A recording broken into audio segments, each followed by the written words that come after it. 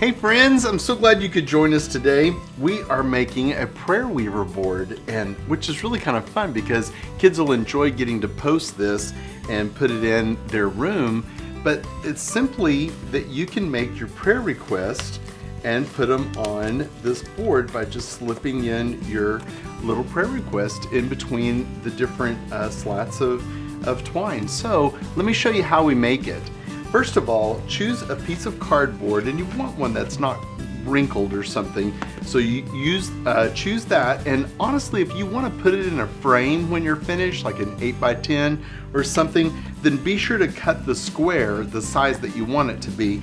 We just left it rough, as you can see here, and it works just fine. Now, I say that you start at one end. Let's just start at this end. And you can see we marked off little 1/2 inch spaces all the way down. Just measured that and marked it off.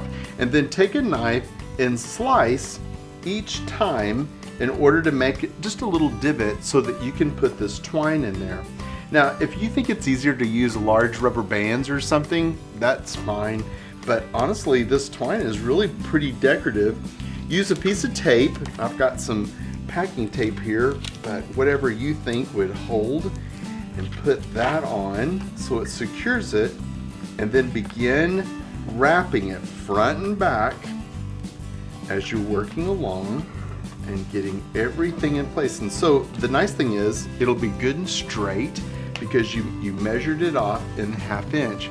Now, if you're working with kids that don't understand 1/2 inch, go ahead and make a strip of cardboard and mark it with the 1/2 inches all across there, and just tell them to line it up and to mark all of those lines, and they can do that.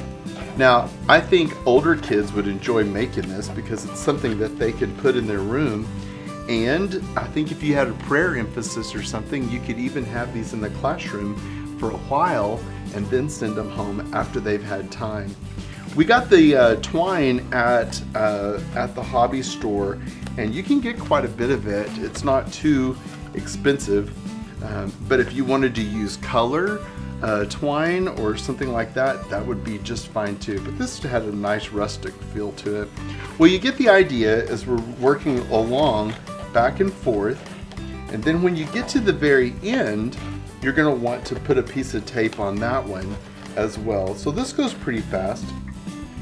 And then if you should run out like this, then you can pull it down and on the back tie on another piece and then start pulling. Because it's on the back, it won't even be noticed.